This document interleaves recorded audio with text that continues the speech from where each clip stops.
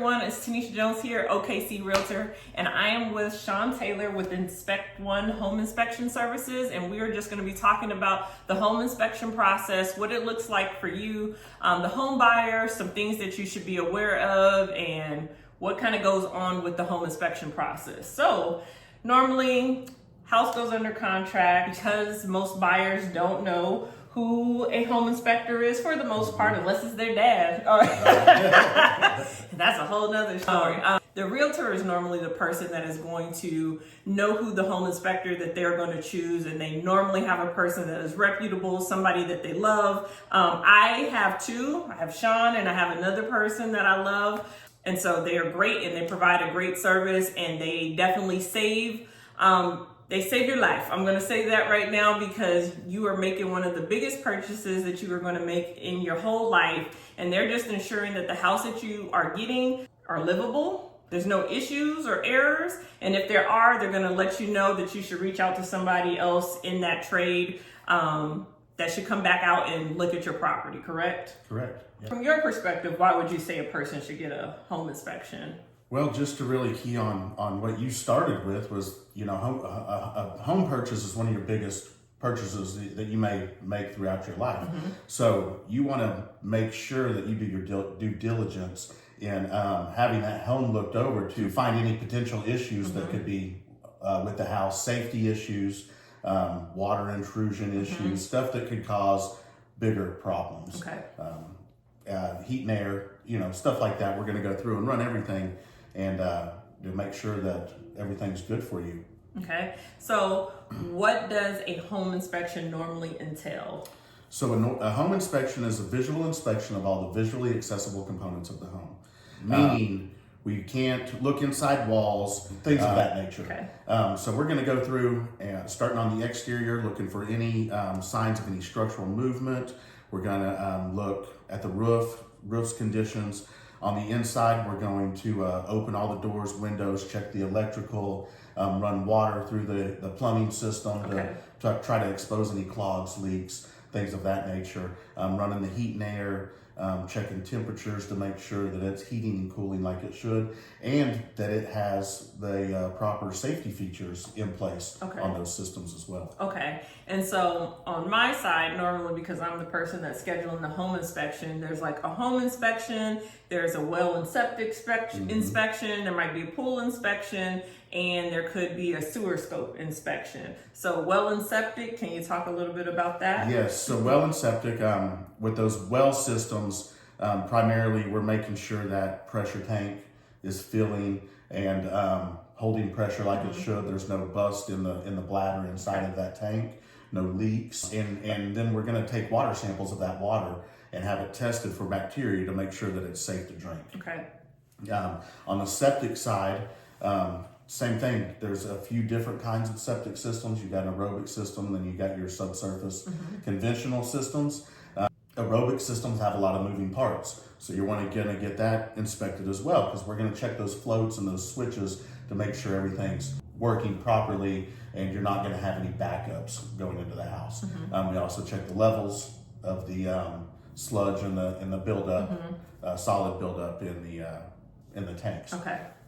And do you do pool inspections, or would you have somebody else? I have a guy that I use for pool inspections. Okay. Those systems can be pretty complicated. Okay. So I like to pull in a specialist with me at that time. For one, to get the best inspection we can on that pool, mm-hmm. and for two, so we're not going to be there all day. Right. We can pull in other professionals mm-hmm. To help us out. That way I can focus on what my specialty is and they can focus on what their specialty is. Okay, so a home inspection, your sewer septic, your pool inspections are pretty self-explanatory mm-hmm. when it comes to a house. Now, sewer scopes.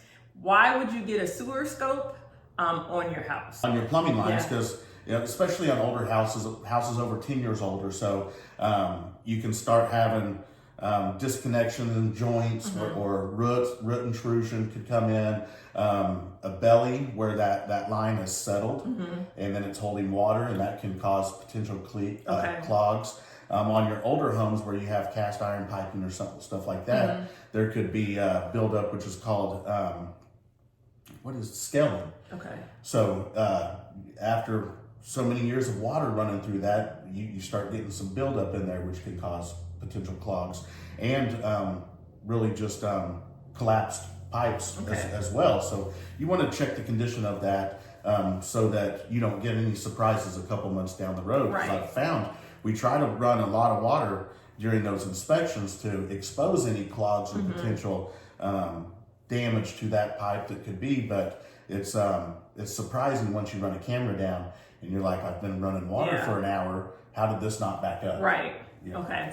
So do you ever make recommendations for a sewer scope when you are going through a home inspection, even if somebody didn't request one? Yes. Especially if we have slow drainage or some backups, could be indicators that there is some damage down there, or it could just be a basic clog. Okay. I try to always recommend them these days just because experience. I've seen water flowing just fine for an hour through a home inspection and then look down that drain pipe and find clogs. Okay.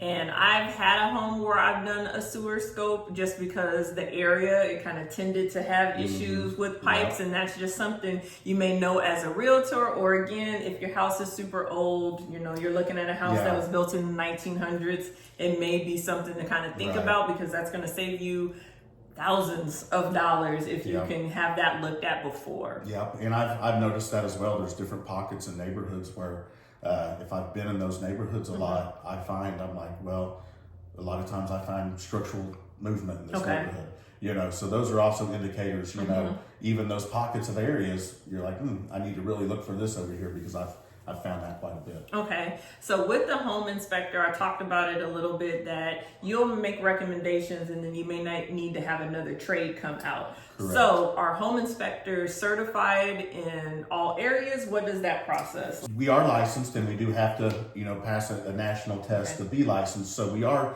trained in those areas, but we're the generalist. Okay. So we've got a good general knowledge of everything. I like to tell people that we're like the family physician.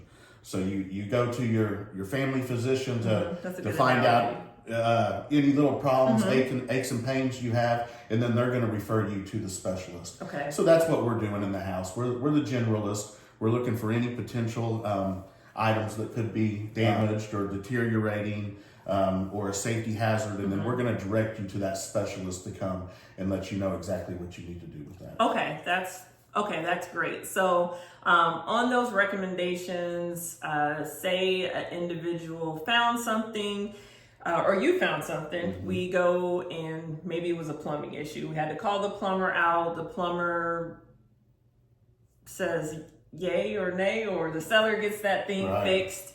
Do you go back out and do re-inspections of those items, or will you? Or? I do. We do re-inspection. It's not real common, because a lot of times after you've had the specialist there, they fix it and they provide documentation of it being fixed and any warranties they may have. But yes, of course, a lot of times on new builds, when it's just kind of little stuff that needs to be touched up, they'll want a second set of eyes to come through and make sure those repairs were made. Okay. And so we know about home inspections on like a residential home that's been built, that has been lived in for years or a few years, but do you also do home inspections on new construction?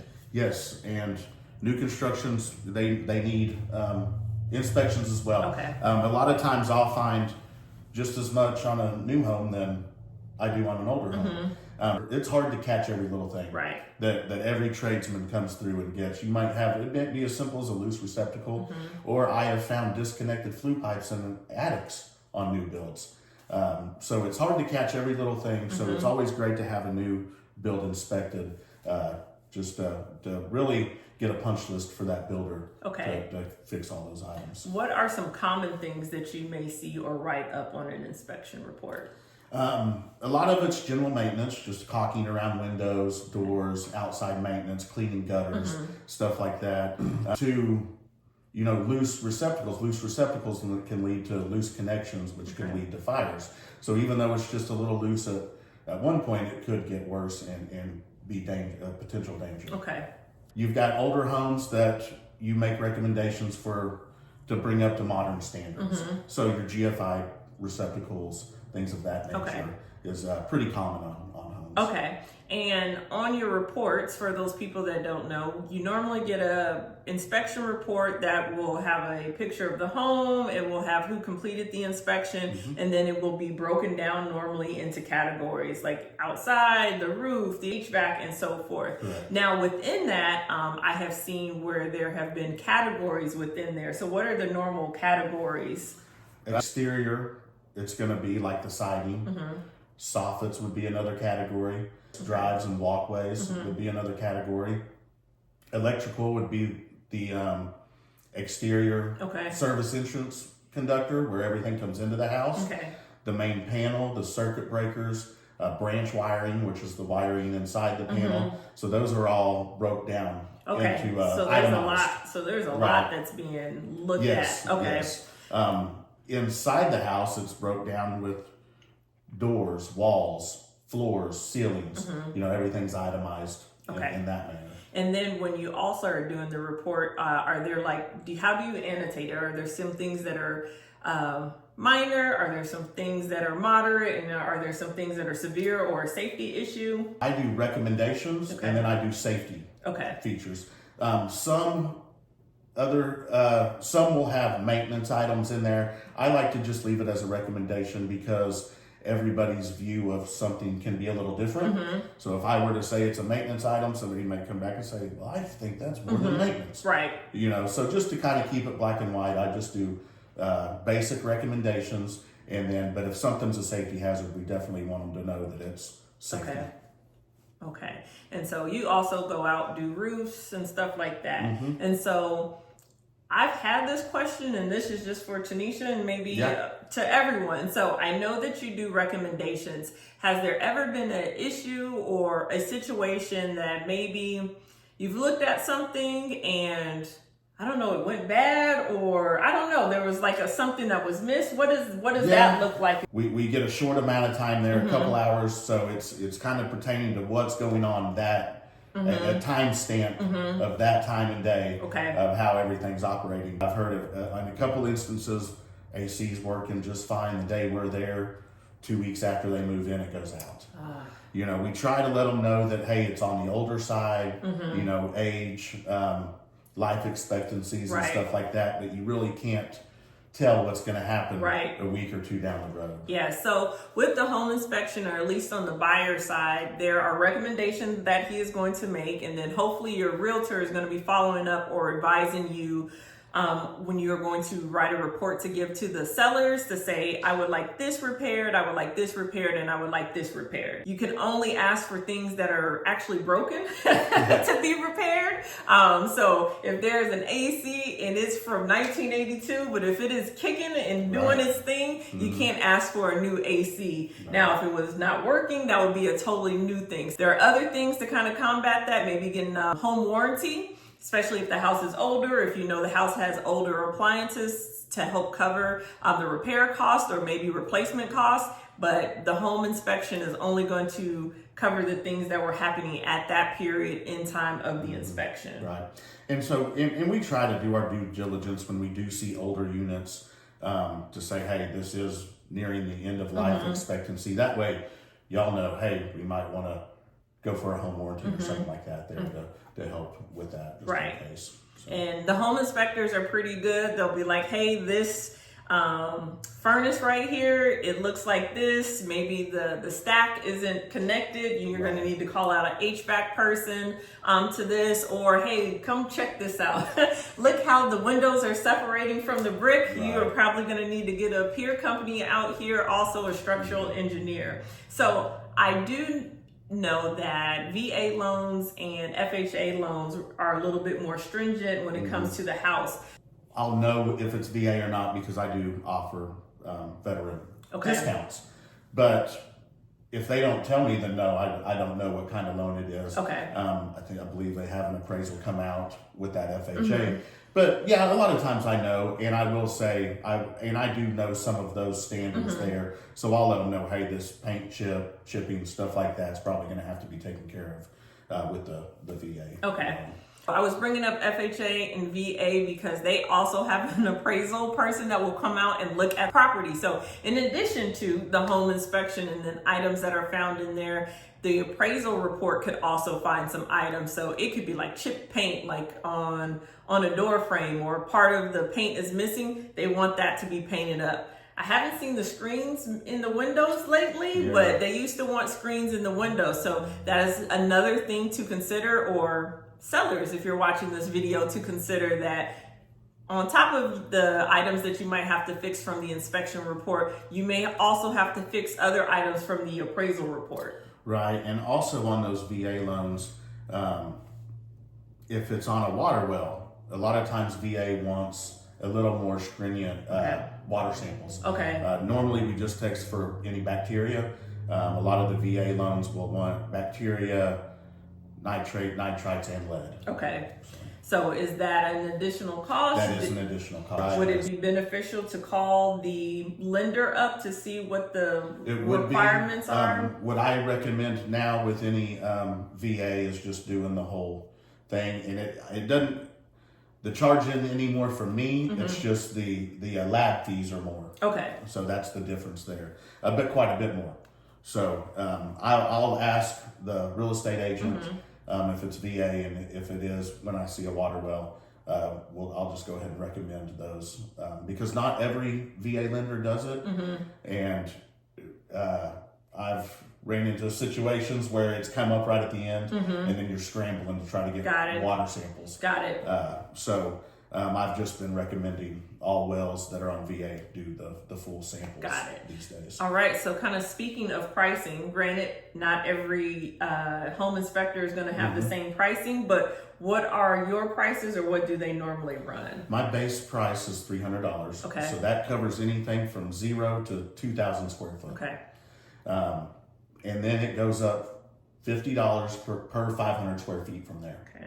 So it's totally just based off of square footage. Okay. Do a combination with well and septic if you have both, where it's $175. Okay. So it's a little bit of a discount to do them both at the same time with a home inspection, and then with a home inspection for sewer scoping is $175. Okay. Termites $99. Okay. And pool is $185. Okay, so you're a one-stop shop. Yes. Okay, yes. that's awesome. A few years ago, when we were in our heyday, people were just buying homes, no home inspection, just willy-nilly. Would you recommend that? And then for those individuals that plan on waiving inspections, would you prefer for them to like bring a home inspector along and at least point some stuff out? You know, that at the very least that I would do that. I would always recommend a full home inspection, but at the very least, if somebody could come and walk around just to get a basic view of, you know, your major stuff, your foundation, your roof, the age of the AC units, water heater units. You know, you can get a pretty good idea on those major systems pretty quick. I would always recommend a full home inspection, even in that time where people were waiving them because they were as is, things of that nature. You still want to know for yourself if there's something that needs immediate attention, or just a list of general maintenance items that you need to get to in the next year or so. So it's always good to have that information. Yeah, I agree. And he said exactly what I was going to say. So while you're going through the home inspection process, it's normally a 10-day period here in Oklahoma anyway. Say we get our home inspection done on day 2. We get the report day 3. Sometimes you might even get it day 2, just depending on how big, small, how busy the home inspector is. But normally the next day. And if you find some stuff that you did not like, there were some areas of concern, you do have the opportunity to back out of the deal and get your earnest money back because of the findings that you found in the inspection report. You don't have to provide the inspection report to the seller. It may be nice, but you don't because you purchased that home inspection report. Just because you did not feel warm and fuzzy about the things that may have been found in the home inspection. And I've had that happen a few times. I've had a person, home inspection, they found that the house needed 14 piers. That is a reason why you get a home inspection, so you know what you're getting into. So that is all that I have. We will have information for Mr. Shawn Taylor and his inspection company below in the description box. And if you have any questions for us, you can reach out to him. Again, his information will be down below. And I thank you guys for watching. Thank you guys. Talk to you later.